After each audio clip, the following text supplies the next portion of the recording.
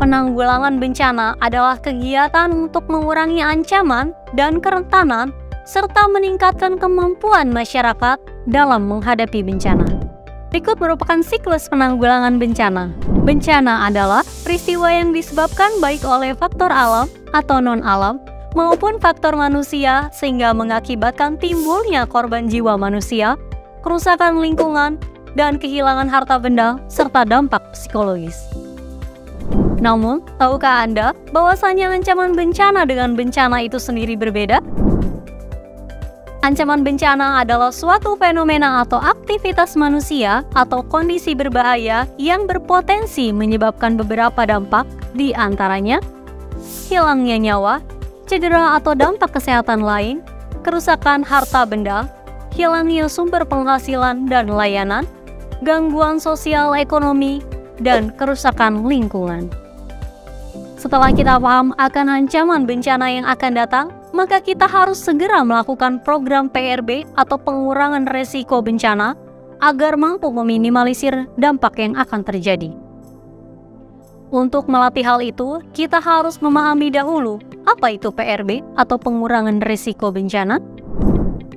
PRB adalah konsep dan praktik untuk mengurangi resiko bencana melalui upaya-upaya sistematis dengan menganalisa dan mengelola faktor penyebab, termasuk melalui pengurangan exposure terhadap ancaman bencana, pengurangan kerentanan dari masyarakat dan properti, pengelolaan lahan dan lingkungan yang bijak, perbaikan terhadap kesiapsiagaan terhadap kejadian bencana mendatang.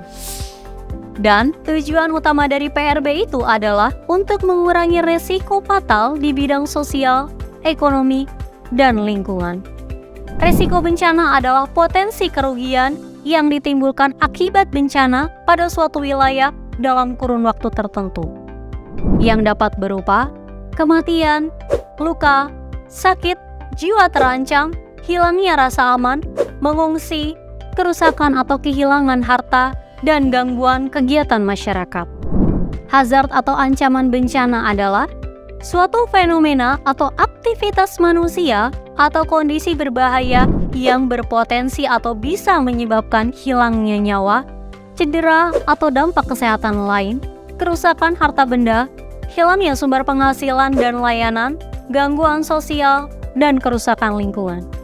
Kapasitas adalah gabungan antara semua kekuatan, ciri yang melekat, dan sumber daya yang tersedia dalam sebuah komunitas, masyarakat, atau organisasi yang dapat digunakan untuk mencapai tujuan-tujuan yang disepakati.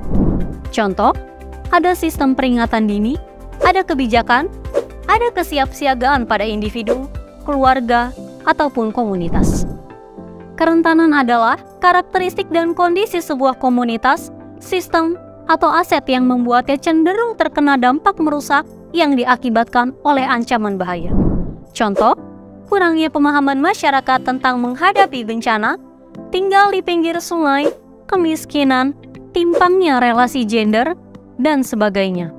Semakin tinggi kapasitas dan rendahnya faktor kerentanan masyarakat, maka akan semakin kecil risiko terkena dampak merugikan dari bencana.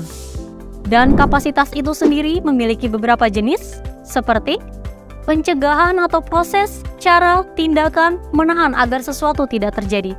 Misalnya, dilarang membakar hutan, tidak membuang sampah sembarangan, dan lainnya.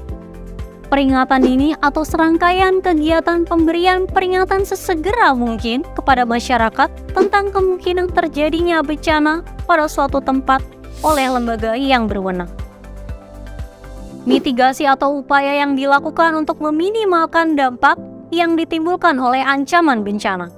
Ada dua jenis mitigasi, yakni struktural atau pembangunan infrastruktur, dan non-struktural atau peraturan, pelatihan, dan tata ruang. Kesiapsiagaan atau upaya yang dilakukan untuk mengantisipasi bencana melalui pengorganisasian langkah-langkah yang tepat, efektif, serta siap siaga.